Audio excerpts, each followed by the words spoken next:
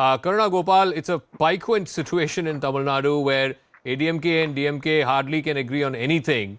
But on this one issue of UCC, ADMK and DMK seem to be on the same page, but the BJP is on a different page. How does one explain this differing and publicly differing position between the BJP and its principal ally in Tamil Nadu, the AIADMK? Well, this UCC always has been a contentious issue. As you've heard, the whole discussion today is that it has been debated. It's been discussed for a very long time. So obviously, they will have each party will have its own stand on this, and we have a very long task ahead in ironing out those differences. And so obviously, some of them seem to have difference of opinion on this.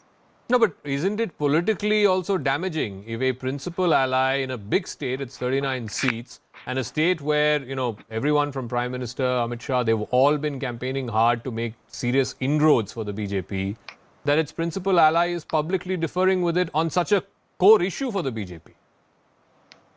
Look, these things, sprout occasionally. These kind of differences do happen. It's not that it has not happened in the past. But I think navigating this humongous task of getting them onto the same page is not an easy task. And I think we are all at it. The consultations are going on. The Law Commission received almost 19 lakh recommendations. We have to really understand, how to arrive at a consensus, how to accommodate, the indigenous tribes, whether to keep them out. But I can tell you one thing, I remember those early days, in soon after independence. There was a story, I don't know if it's real, but they said that there is this woman who was a tribal and she was very upset with her husband and she killed him. And when she was arrested and was being taken to the jail, she said, I didn't know the law of the land. I didn't know that if I kill, I have to go to the jail. So that was the situation in terms of criminal code. But today, everybody knows the criminal code is uniform. So there will be a time when the civil code also will be accepted with a lot of awareness, etc. So let me ask Sarvanan of the DMK. The ADMK and DMK from time immemorial have been daggers drawn on every issue. I can't think of one issue where you guys are on the same page, but clearly on the UCC, it seems to be that both DMK and ADMK are on the same page. Does not worry you? Yeah.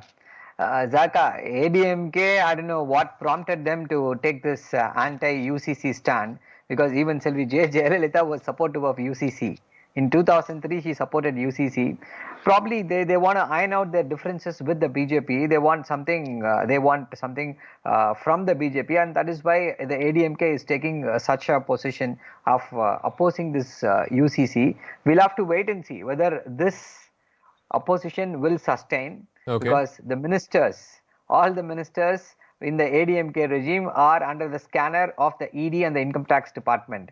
That is the reason that alliance is intact. So we'll have to see how this unravels later. Now coming to the UCC, the Supreme Court has made it very, very clear in TMA Pai's case that in a more than a billion population where we have 6,400 castes and subcastes, 18 major religions and several 52 major tribes and several languages and sub-lineal languages, how is it possible to bring in uniformity? Why BJP is so obsessed? Why this toxic obsession over this oneness?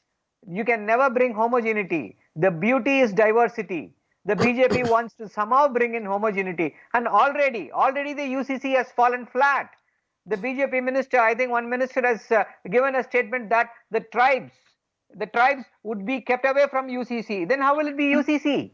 It is not UCC, and they only so far. No, but Sarvanan, can I ask you? No, 1 second. Can I ask you a question? Yes. Less as a spokesperson of the DMK, more as a lawyer. Please explain the rationale to me that, let's say for, property rights, right? Yes. Muslim women are entitled to 1/8 of property rights, But Hindu women, Christian women, Christian women, I believe it's 1/4 of property rights. And Yeah. for Hindu women, it's Yeah. half. Considering that Yes. there are two siblings, each of them gets half the share of Yes, property. yes, yes, Please yes. explain to me as a lawyer Yes. how this Yes. is equality before law. Yeah, Zaka, this is definitely not equality before law.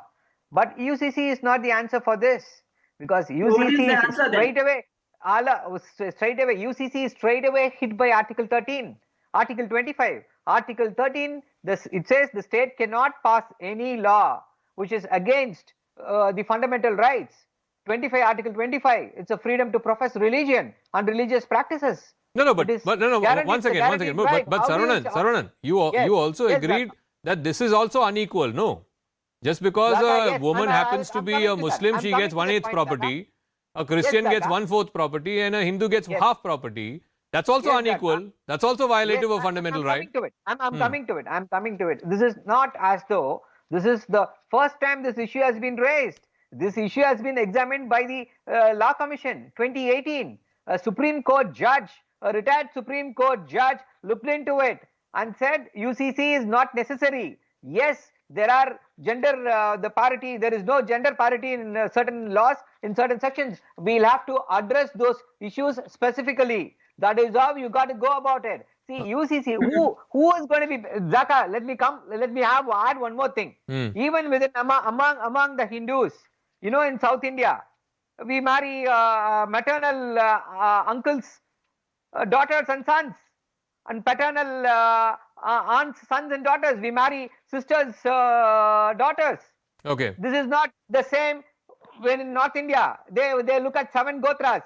Even within the Hindu community, there is no uniformity. Do you think by one single legislation they are going to do away with this? Okay, practice? Karuna We are Gopal. being- One of the hot potato contentions when it comes to UCC is this act, the Hindu Undivided Family Act, whereby Yes. inheritance rights, taxation for HUF Yes. property is very different from taxation for any other property transaction. How may you please address this, Karuna Gopal?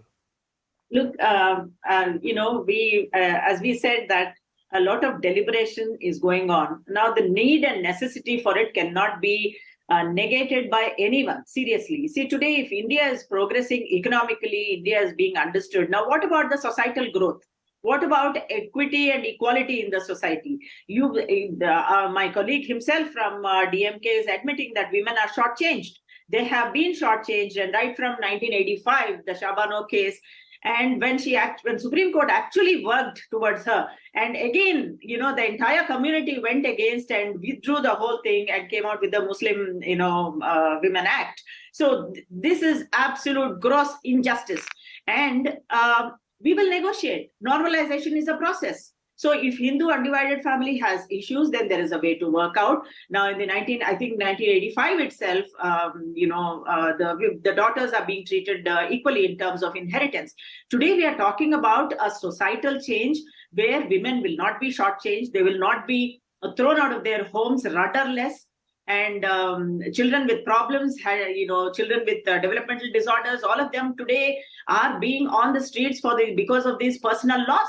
So what is wrong in trying to get a society and equalize the society? And why should you argue in favor of personal laws that are discriminatory? For instance, now the DMK spokesperson was saying that diversity is the strength of India. I agree, but diversity that compromises the human dignity and the status of women is by no means fortifying the country. I think that has to be taken note of. Diversity which is unequal before law is certainly not acceptable. But